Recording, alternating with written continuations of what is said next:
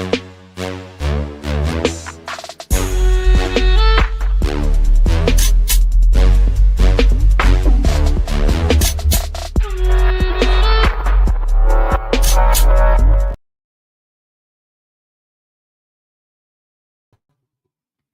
morning. Good morning. This is Attorney Vince Davis, and we are here for office hours. I wanted to inform everyone, if you're on the internet, there are two places where you can get into some very informative and lively discussions about child protective services nationwide, actually worldwide, and that's on Reddit and Quora, Quora, I believe. Quora, correct, and Reddit, Reddit, I think, or Reditt, something like that. If you go on those two forums and search Child Protective Services or CPS, you will find people from all over the world discussing Child Protective Services, and you can get a lot of information, a lot of insight, and a lot of opinions about Child Protective Services. Let me forewarn you, don't believe everything you see or hear on the internet, but there is some good information there, and at least, like in law school, it'll give you information to at least spot the issues, not necessarily tell you what the law is or give you good legal strategy, but it will give you information as spotting the issues so that you can talk to your attorney about these issues and how to address them in a court of law when you're trying to battle your CPS case. I received an email, and yesterday we talked about the jurisdictional and dispositional hearing in a CPS case, and someone emailed me and asked me to talk about the 6-month review hearings in a CPS case.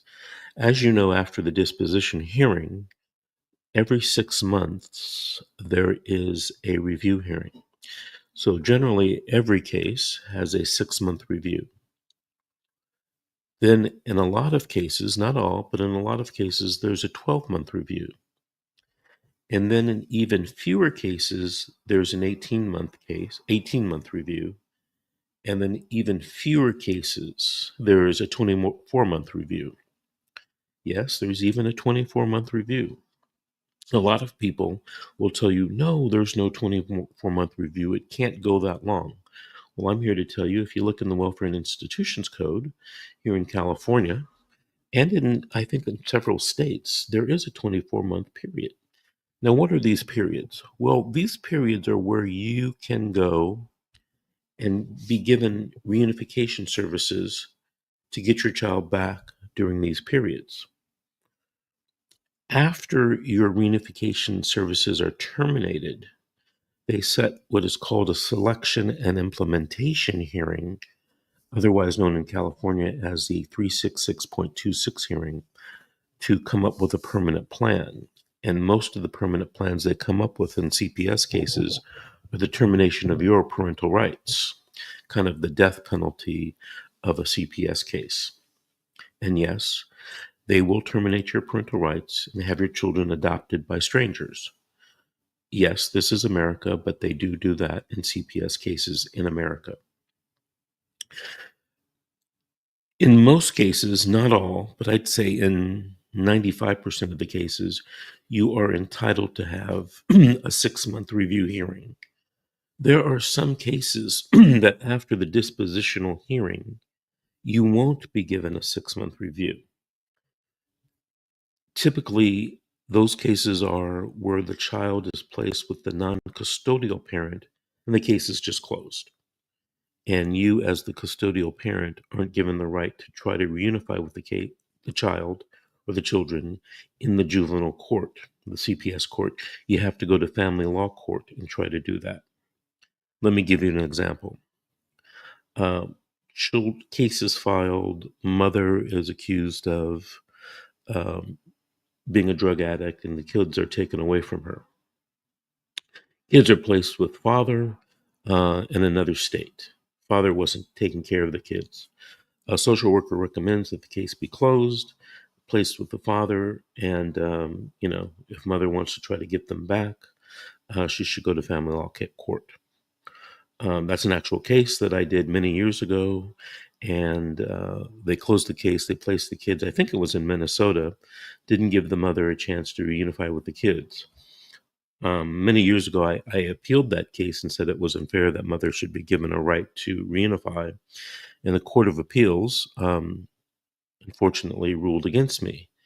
And I believe they correctly interpreted the statute now looking back on it and said, these cases are cases of very limited time and jurisdiction. And if we can place kids with the non-custodial parent, and the case should be closed. It should not linger in the juvenile court. Although when it suits CPS, these cases do linger in the juvenile court. So there are some cases also where the allegations have been sustained against the parent, meaning found to be true, that they were so heinous that the law won't give you reunification services. And in those cases, there won't be a 6-month, review hearing. They'll go straight to the 2-6 hearing where they'll try to terminate your parental rights or place the kid in guardianship and close the case out within 120 days. That's about, maybe 3 to 5% of the cases. In all the other cases, it'll be continued. The case will be continued after the disposition hearing for 6 months, or the first 6-month review hearing. Now, at these review hearings, 6, 12, 18, and 24-month hearings, the law actually says that the child must be returned to you unless the social worker can prove by a preponderance that you are a risk to the child. Now, notice that at this stage of the case, the social worker has to prove less than what she had to prove at the disposition hearing to take the child away from you. And this is really important. I was talking to someone in my office recently with a prospective client, and I was stressing the importance of the evidentiary burdens and the evidence in the case. Sometimes I talk to people, clients or people wanting to be clients, about evidence. And sometimes I get the feeling that they're not catching on to the significance of what I'm talking about. And not necessarily because, they're not lawyers. So when I say evidence, it kind of, just blows over their head. But evidence is extremely important. The evidentiary burden at any particular hearing is extremely important. Being able to introduce evidence and keep out evidence is extremely important during any hearing or any contested hearing. I want to give you an example. And I see this quite a bit. I see it in CPS cases. I see it in family law cases. I see it in regular criminal cases. All attorneys, or most attorneys, know the law. It's a given. But that doesn't get you anything inside the courtroom. Knowing the law is about 25 to 30% of the battle. If you don't know evidence and procedure, you're going to lose. You don't know how to keep evidence out, and you don't know how to get your evidence in. So what happens in a lot of CPS cases is a lot of attorneys know the law. No doubt they know the law. You just have to read it. But a lot of attorneys don't know evidence or how to apply evidence at trial hearings. So a few months ago, I watched a hearing waiting for my case to be called. And the attorney for the parent obviously knew the law. But what he didn't know was he didn't know the evidence code. And he didn't know how to keep evidence out that the social worker's attorney was trying to bring in. And then when it was his turn, he didn't know how to get evidence in that would benefit his client. I'll give you an example. During the social worker's presentation, the social worker's attorney's presentation, the social worker's attorney sought to introduce evidence that was actually hearsay and inadmissible that wasn't part of the report. In CPS cases in California, at least, if the hearsay is contained in a report that was timely filed and served, there's an exception to the hearsay rule, and that evidence comes in. Well, in this particular case, the social worker for the attorney was introducing into evidence hearsay that wasn't part of the report, and the attorney didn't object to it. When the attorney tried to introduce this hearsay, which was not part of the social worker report, the attorney should have said, "Objection, hearsay." And the judge, in my opinion, would have said, "Sustained, evidence can't come in." But instead, the attorney didn't object.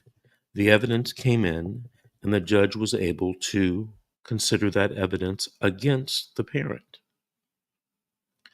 Very subtle difference, but I hope you see what I'm saying. So if you don't know these evidentiary rules, of course, you as the parent, you're going to be screwed and you won't even know what happened. And then on the flip side, when you are trying to introduce evidence to help your client, if you don't know the rules, you're going to get screwed. Let me give you an example, and I see this all the time. Parent shows up with their attorney, and the attorney has a certificate from a drug rehabilitation program, just a piece of paper. And the attorney doesn't get the agreement of all counsel that this piece of paper can be introduced into evidence prior to the hearing being started, like a couple days prior. And the attorney goes to, in this case that I was watching, introduce that piece of paper in the evidence. And one of the attorneys for the minor or for the social worker says, "Objection, hearsay, no foundation." The parent's attorney, kind of like, "What are you talking about?" Well, what they're talking about is pieces of paper introduced into evidence by a parent's attorney are not admissible. They're hearsay and they lack foundation. Just like in a regular courtroom, they're not admissible. Now you'd say, "Wow, that sounds unfair because social workers get to do it." Yeah, they get to do it because the law says they can. The law also says you can't. Now, in a lot of cases, social workers' attorneys will agree that your certificate will come in to evidence without having the preparer of that document there. Okay, so that happens in about 80% of the cases, 85% of the cases. But in those other 15% of the cases, in these hotly contested trials, if you try to introduce a document into evidence and don't have a stipulation that it's going to come into evidence, and you don't have the preparer of the document there, you're screwed. Well, you're not screwed. The parent is screwed. And that won't come into evidence because the correct evidentiary ruling is sustained. That piece of paper won't come into evidence because it is hearsay and it does lack foundation because you as the parent's attorney haven't brought that person into court to testify that it's a true and correct document, or you didn't get the stipulation of the attorneys prior to the hearing being started. A lot of attorneys, I'd say in 99% of the cases, not 100, but in 99% of the cases, if you ask the attorney prior to the case going to trial, like a few weeks prior, and say, "Hey, here's my client's certificate. Your client can check it out. Do you really want me to bring in the witness who prepared this document, take up valuable court time during the trial to lay the foundation, and for the witness to testify about this? Or would you just stipulate that this is the true and correct copy and you'll agree that this piece of evidence will come into evidence?" And most county counsel and minors attorneys will say yes, of course, right? But if you don't do that prior to the hearing, you're going to get shortchanged. Okay? So that's what I'm talking about, the difference between knowing the law and knowing evidence. It's a big difference. So one of the things that you do, and one of the things I do in my office with attorneys is before you go into court, into a trial, you give me your list of evidence, and then you write how you're going to get that piece of evidence, that document into evidence. I I hate to say this, but there was a case maybe a year ago where one of my attorneys gave me the list of evidence that he had planned on introducing it to court, and there were two or three really important documents for our case. And next to admits how you were going to get this into evidence, he wrote, received from the other side during discovery. So what happened was during the pendency of the case, he did discovery on the social worker, and the social worker gave him these documents, which was going to basically win the case for our client. And I told him, I said, hey, just because you got this from the social worker doesn't mean it's admitted into evidence. And, he gave me a surprised look on his face. What do you mean? I said, well, that doesn't get you past the hearsay rule, and it doesn't get you past the foundation rule. And he, this guy's an attorney. He's been an attorney for several years. And he looked at me kind of surprised. He says, well, I got it from the social worker's attorney. And I said, that don't mean SHIT. I said, has the social worker's attorney given you an offer to settle in this case? No. And I said, the reason why is because they know you can't get those pieces of paper introduced because you haven't done the right thing. Because on your list of witnesses, I don't see you having the custodian of record coming in to testify that this document is true and correct. There was a blank look on the attorney's face. I said, well, he said, well, doesn't the fact that I got this document from the social worker mean that it's admissible? No, it doesn't mean that. So if you don't know how to get this document in the right way, the other side is not going to tell you. They're not going to be nice about it. So I told him to immediately subpoena in the custodian of record. I told him to immediately serve that subpoena, which he did by the next day. Luckily, the trial wasn't for, 10 or 11 days. Once the attorney for the other side realized that we had subpoenaed in the right witnesses, guess what? They wanted to settle the case. Surprise, surprise.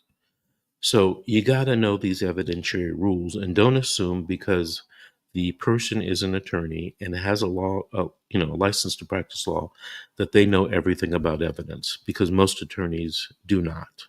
They know the substantive law about the Welfare and Institutions Code, but that's not the key. The key is getting in evidence and keeping out evidence that hurts you. And only attorneys that are experienced in trial and in evidence will know that. Okay, so let's get back to the 6-month date. At the time of the disposition, the court ordered you to do a list of things. Let me give you the typical case. You were accused of domestic violence with your spouse. You were accused of, being a drug addict. You were accused of neglecting your children. The court ordered at the disposition hearing, you do parenting, you do anger management, you do domestic violence, you do individual counseling, and you do conjoint counseling with your children. Okay, a lot of stuff. Now, I'm here to tell you that if you don't agree with all of this, all of these things that the court is ordering, you have to challenge that. And the time to challenge that is at the disposition hearing. Rarely do I see attorneys and clients challenge the list of things the social worker recommends. Rarely. Additionally, if the judge does go with the social worker and orders those things to be done, you have to appeal. And if you don't appeal, and I find this surprising because the judge gives you the warning. If you don't appeal and win the appeal, whatever the judge ordered, you must do. Or there is a 95 to 99% chance that you won't get the children back. I'm just telling you what the law is. I'm not making up the law. I'm just telling you what it is. So you must do all of these lists of things. Now, a lot of people come to me and they say, Mr. Davis, I did everything the social worker or the judge told me to do, and the social worker still won't give me the children back. And there's a reason. Number one, probably because the social worker doesn't like you. And the way they're able to justify not giving you the children back is because they'll come back and say, well, I talked to your parenting instructor. And the parenting instructor says you didn't learn anything from parenting, or you didn't learn enough. Or I talked to your individual counselor, and the individual counselor said, you didn't internalize or learn anything from your individual counseling. Or I talked to the conjoint counseling with your child, and the conjoint counselor said, you didn't learn anything. So I'm recommending that even though you did everything, that you not give the children back. What a big disappointment, right? Or you were court ordered to visit and you didn't, you missed 50% of your visits. I talked to one lady recently in Northern California. She did everything. She did great in everything, but she missed 50% of the visits. Your visitation is a very important part of the reunification process. So don't miss your visits. That's how they keep the children away from you. So this is what you have to do during your reunification process. And it's going to take a little work on your part. After every session of parenting or counseling that you go to, you must type down a summary of what you've learned and maybe 3 ways how you're going to apply it to your life. Yeah, that's going to take a little bit of work, a little bit of thought process. But if you do that after every class, every counseling session, and you email it to your attorney, you email it to the social worker, and you email it to your instructor or your therapist, guess what? At the end of 6 months, can't nobody say that you didn't learn anything, that you didn't internalize anything, or that you didn't get anything out of it. You then do what the social worker does to you. You create a paper trail. I've found in almost 40 years of being a lawyer, almost 37 years of doing these CPS cases, that this is the most effective way to almost guarantee you getting the children back at the end of the 6-month hearing. This is a pro tip. It is work. It will take you time, effort, and thought, but it is the best way that you can guarantee and document that you've completed the programs and that you actually learned something and you internalize something. And I'll give you an example. About 4 or 5 months ago, I was doing a 6-month review, and I put my client on the stand. She's testifying, blah, blah, blah, blah. Now, this is a client that did not follow my advice, didn't have time to. So she said. And afterwards, because the social worker said, well, you didn't learn anything and you didn't apply it and all that, the judge asked her, Well, in your counseling, what's the three most important things you learned? This was after all of the attorneys asked their questions. The judge turned to her and said, "What's the three most important things you learned in your counseling?" You know how a deer looks on the road when they look into the headlights of the car that's about to run them over? That's how my client looked. Luckily, she was able to give two answers, wasn't able to give three. Then the judge said, "What's the most important thing you learned in your anger management?" Then it was, "What's the most important thing you learned in your domestic violence?" Do you get the picture? Had the client taken my advice and put everything down on those emails, she could have opened up her notebook and said, "Here, Judge, this is everything I learned." And she could reference all of the things she learned. Well, by that time, I would have introduced them into evidence, right? "Judge, look, here's a weekly summary of every class, every session that she went to, and what she learned, the three most things she learned in each class."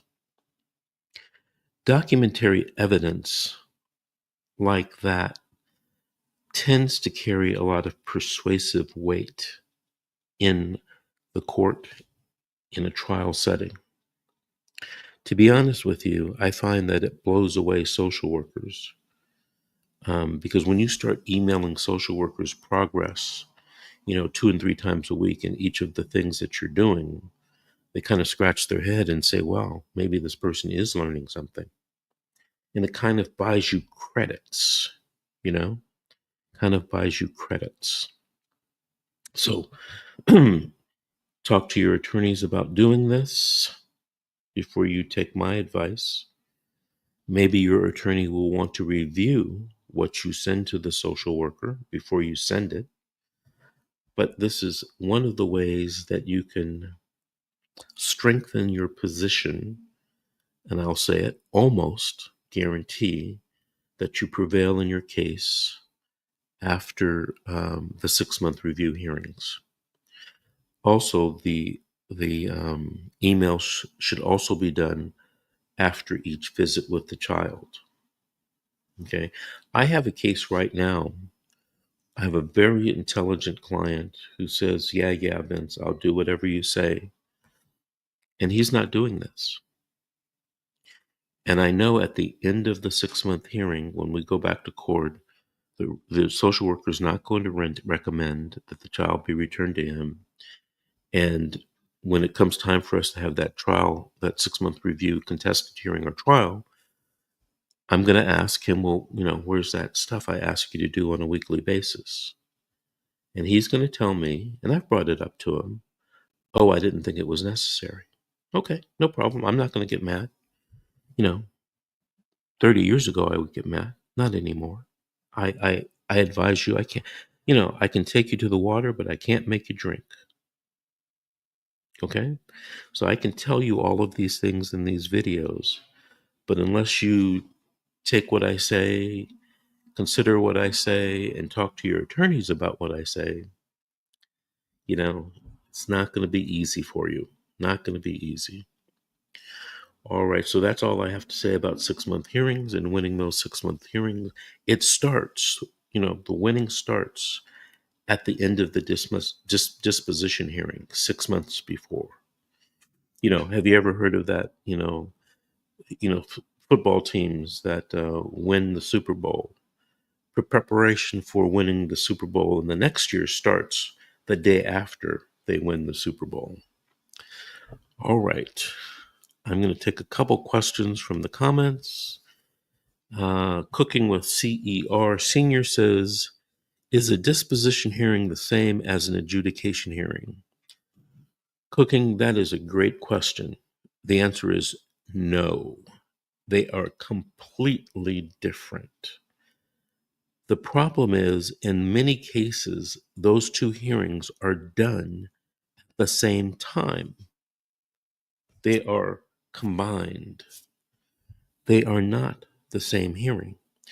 And unless your attorney understands that, you're going to get the short end of the stick, because a lot of attorneys think they are the same.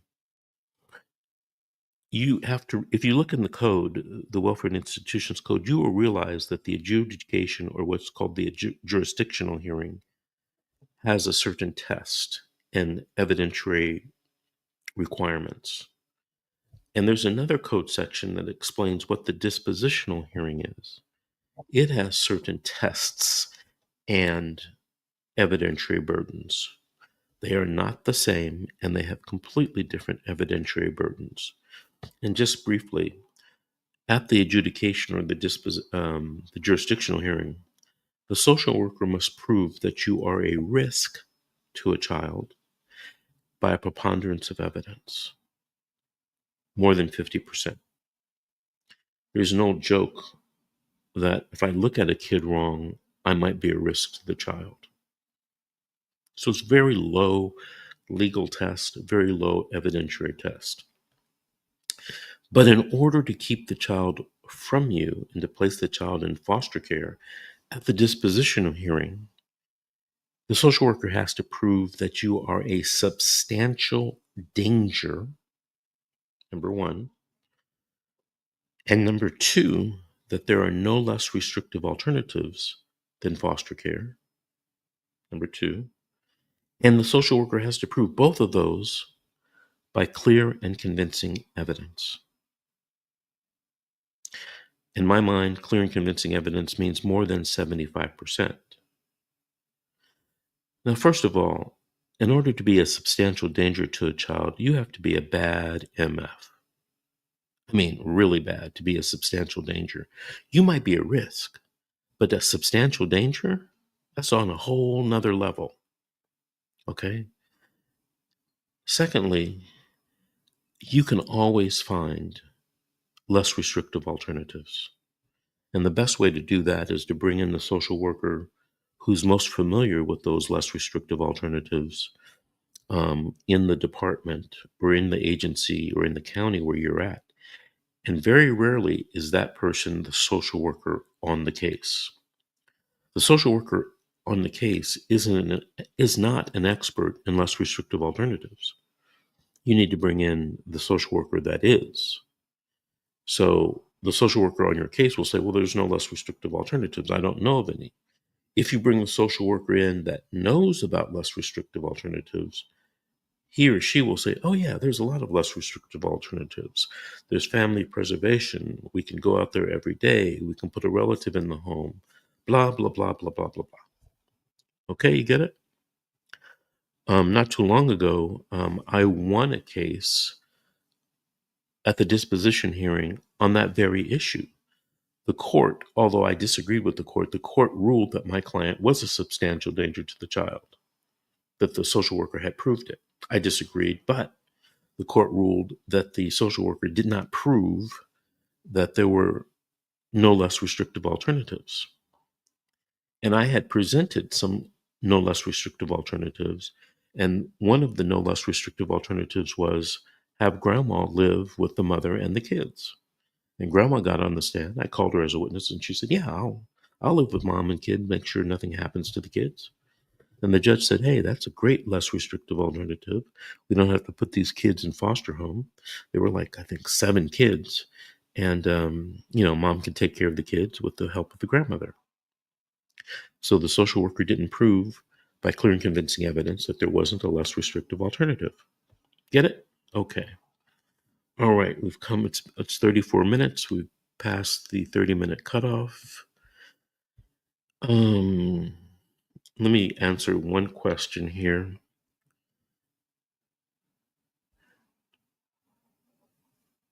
JD says, how can one address a lifetime restraining order if the protected persons are not in the country? JD, I don't know what state you're in, but I've never heard of a lifetime restraining order in California. That doesn't mean there isn't one, but I think they're limited to like 5, maybe 10 years, and they have to keep renewing them. Now that's in CPS court. Um, there may be different rules in the criminal court or in a civil court, but if the people aren't residing here, that's one of the things that you can do to go to court and expunge or terminate the restraining order, because there's no need for one if they don't live here, right? One of the things is to have a restraining order is the person has to be here and has to need the restraining order. Okay, JD, I see that you said that you are in California and that's a DVRO, domestic violence restraining order. I don't claim to be the DVRO expert, but I've never heard of a lifetime. And I think I've read some cases, constitutional cases, about length of domestic violence restraining orders. I think they have to be of a limited length. I want to say it's 5 years, but I heard something about a 10-year one recently. But every so often, I don't think they can be lifetime. Every so often, the person has to go back and apply for a reissuance. So I don't think it can be lifetime. JD, you should definitely speak to your court appointed attorney if some judge has issued a lifetime restraining order against you. You should either appeal it or go back to court and address it or expunge it.